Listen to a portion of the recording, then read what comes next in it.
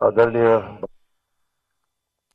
सारे वेगवेगळ्या क्षेत्रामध्ये काम करणारे सामाजिक कार्यकर्ते, राजकीय कार्यकर्ते, राजकीय नेते, वेगवेगळे बाबांचे समर्थक, जमलेले सर्व पत्रकार बंधू भगिनी आणि माझ्या बांधवांनो, गेल्या 2 दिवसापासून बाबा इथं बसलेले आहेत. मी खरं तर दिल्लीला गेलेलो होतो, परंतु काल मी दिल्लीतून आल्यानंतर मी ठरवलेलं होतं की आज पुण्याला जाऊन बाबांना भेटायचं. आणि त्या प्रकारे आल्यानंतर आदरणीय बाबांना त्यांनी सांगितलं कोणती 3-4 कारणाकरता ते आत्मक्लेश करण्याच्या करता इथं बसलेले. इथं महात्मा ज्योतिराव फुले, सावित्रीबाई फुले यांचा वाडा. मी सुरुवातीलाच त्या दोघांनाही अभिवादन करतो.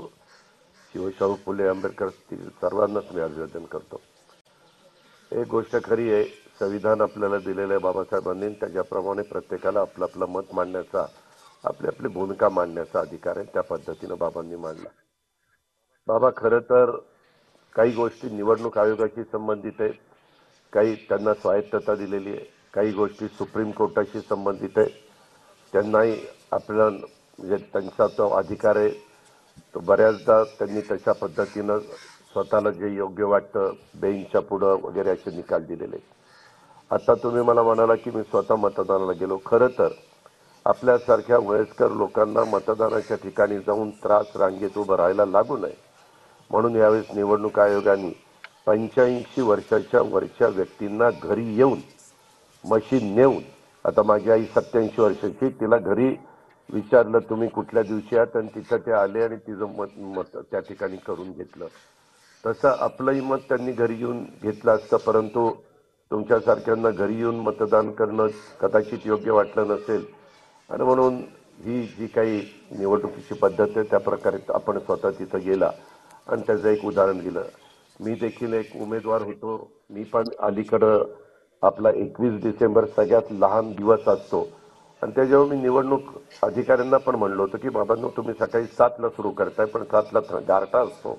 आता तर महाबळेश्वरपेक्षा पुण्याचा गारठा जास्त होता काल. अशा प्रकारची परिस्थिती आणि रात्री संध्याकाळी 5:30लाच मावळतं आणि संध्याकाळी 6च्या आत जेवढे लोक येतील त्यांना रांगेत उभं करून मग 8 वाजू 7 वाजू 9 वाजू त्यांना सगळ्यांना मतदान करून घ्यायचं असतं. आणि त्याच्यामुळे लाईट तिथं जास्त पाहिजे, कारण अंधूक जर दिसलं तर खुणा तिथं दिसत नाही. आणि तशा पद्धतीनं आम्ही जिथं कुठं आव्हान केलेलं होतं तिथं तिथं त्यांनी लाईटची व्यवस्था त्या बाबतीमध्ये केली. आता ज्या वेळेस निवडणुका होतात, मागच्या लोकसभेच्या निवडणुकीच्या निमित्तानं महाविकास आघाडीच्या 31 जागा आल्या, आमच्या 17 जागा आल्या. आम्ही मान्य केलं तो निवडणुकीत जनतेचा कौल आहे.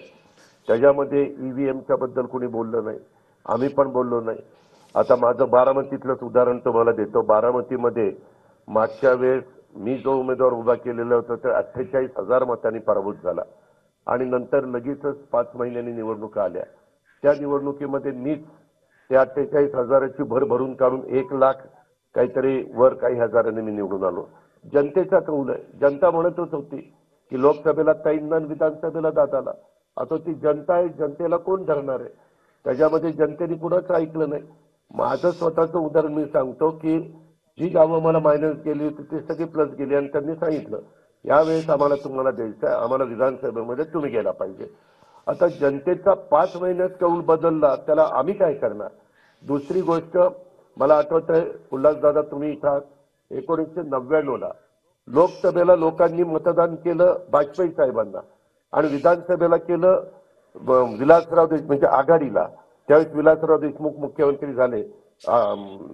विलासरावजी काँग्रेस आणि राष्ट्रवादी एकत्र आलं आणि सरकार स्थापन केलं. आदरणीय बाबा, त्यावेळेस बारामतीमध्ये एक मतदार आतमध्ये जात होता, एकीकडे लोकसभेला पवार साहेबांना मतदान करत होता, विधानसभेला मला मतदान करत होता. तरी पवार साहेबांना बारामती विधानसभा मतदारसंघात 85,000चं लीड मिळालं आणि मला 50,000चं लीड मिळालं. मी असं म्हणलो नाही 35,000 मला का कमी पडली. लोकांचा कौल आहे. काहींना इकडं विधानसभेला अजितला नव्हतं मत द्यायचं. हा जनतेचा कौल आपण मान्यच केला पाहिजे ना. आणि मी आजपर्यंत तुमच्याबरोबर अनेकदा तुम्ही ज्या क्षेत्रामध्ये काम करताय त्या ठिकाणी आपण अनेकदा बसलो, अनेकदा चर्चा केली, मार्ग काढले. कधी मार्ग दुर्दैवाने नाही निघाला, परंतु नेहमी आम्ही तुम्हाला आदराने वागणूक दिलेली आहे, कारण तुम्ही आदरणीयच व्यक्ती आहात. त्याबद्दल आम्हाला रास्त त्याबद्दल अभिमान आहे. आणि ह्या सगळ्या गोष्टी करत असताना काही जण आता पराभूत उमेदवार मलाच ते सांगतात की आमचा पराभव झाला, पण आमच्यामुळे झाला. मी म्हणलं दाखवा, सिद्ध करू, कुठले बूथ दाखवा. काही आता नाना पटोले परवा काय म्हणाले, संध्याकाळी मतदान कसं वाढलं.